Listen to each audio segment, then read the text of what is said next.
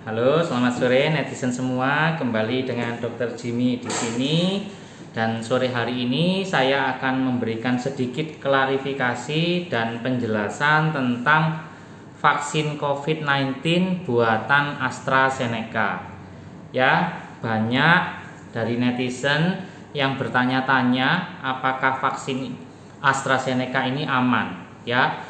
Karena diberitakan bahwa ada gangguan pembekuan darah pada beberapa orang setelah disuntik vaksin AstraZeneca ini. Ya, sebelum saya lanjut, silakan klik like dan subscribe video ini, dan jika ini bermanfaat bisa sharing ke rekan, keluarga, dan kerabat saudara.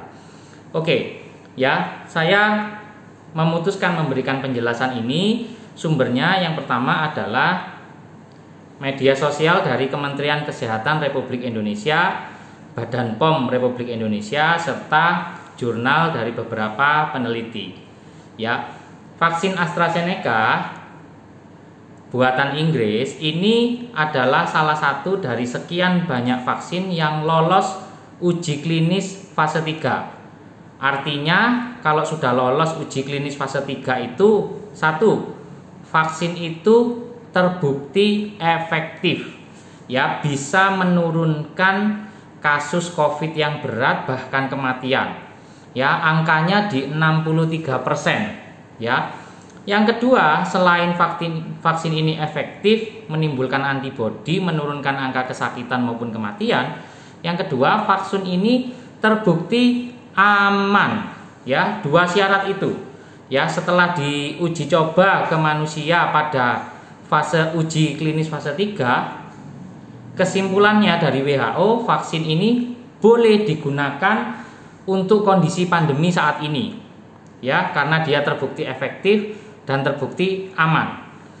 Ya, tidak semua vaksin lolos uji fase 3, hanya ada beberapa aja, ya, yang didatangkan oleh pemerintah Indonesia.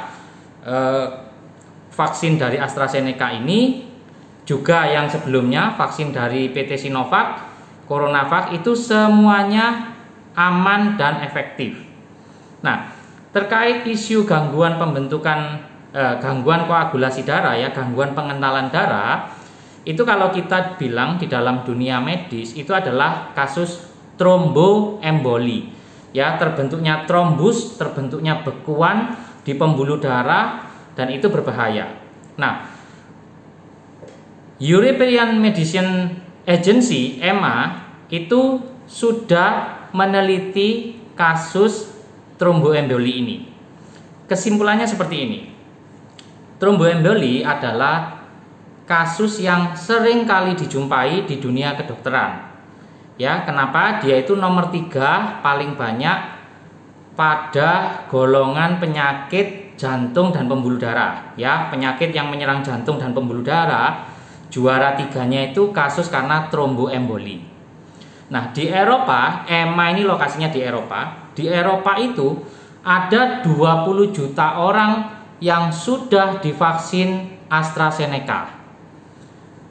Kalau benar vaksin AstraZeneca ini menyebabkan tromboemboli, pasti hari-hari ini, saat-saat ini, kejadian tromboemboli di Eropa itu pasti meningkat pesat.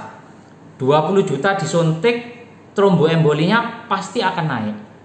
Tapi faktanya tidak terjadi peningkatan kasus.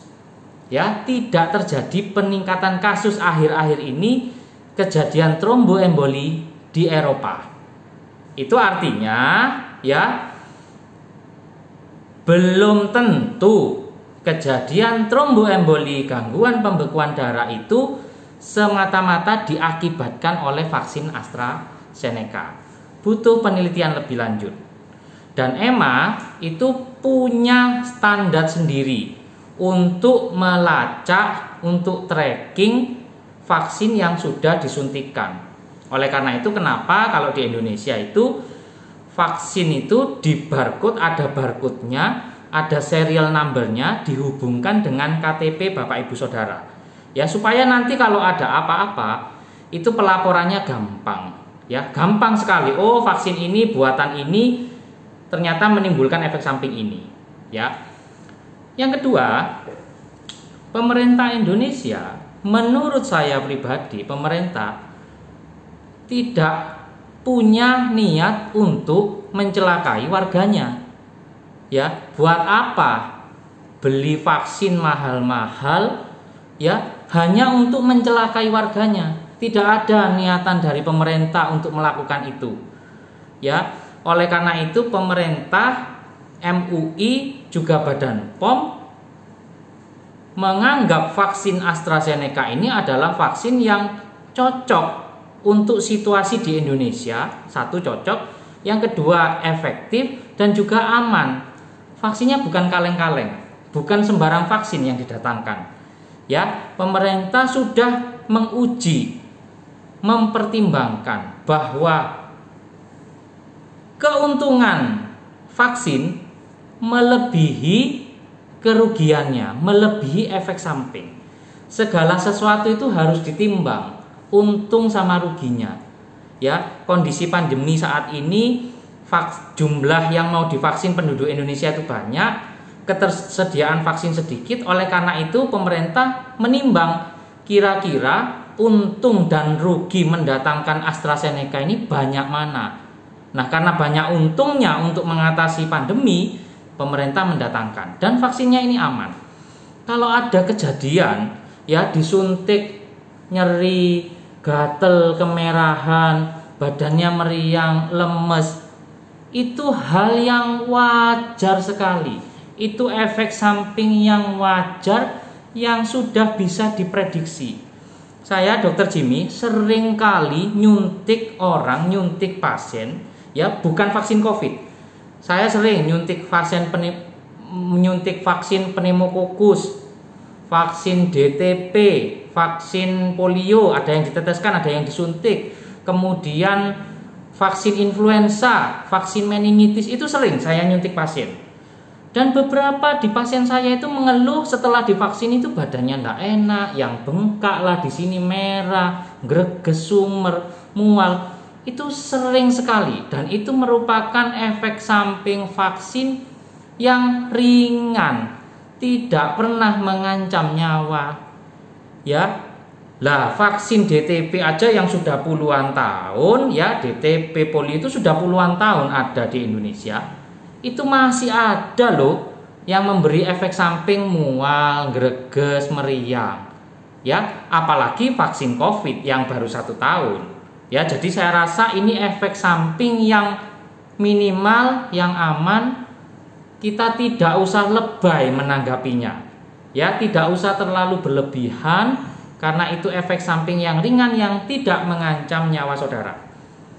Jadi ini penjelasan dari saya bahwa vaksin AstraZeneca yang didatangkan oleh pemerintah adalah vaksin yang aman, sudah terbukti efektif dan itu cocok untuk kondisi situasi pandemi di Indonesia ya, persarana dan prasarana. Karena sarana dan prasarana transport vaksin ini dari Jakarta katakanlah ke daerah itu menentukan ya. Dan vaksin Sinovac buatan vaksin CoronaVac buatan PT Sinovac maupun vaksin buatan PT AstraZeneca di Inggris ini dua-duanya itu cocok di Indonesia dan aman.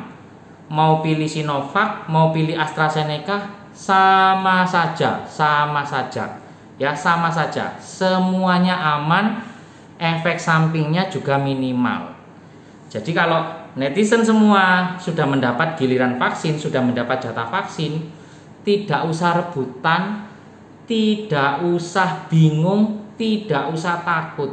Suntik saja. Ya, saya kebetulan dapat yang Sinovac 2 kali suntik, buktinya saya juga masih sehat sampai sekarang.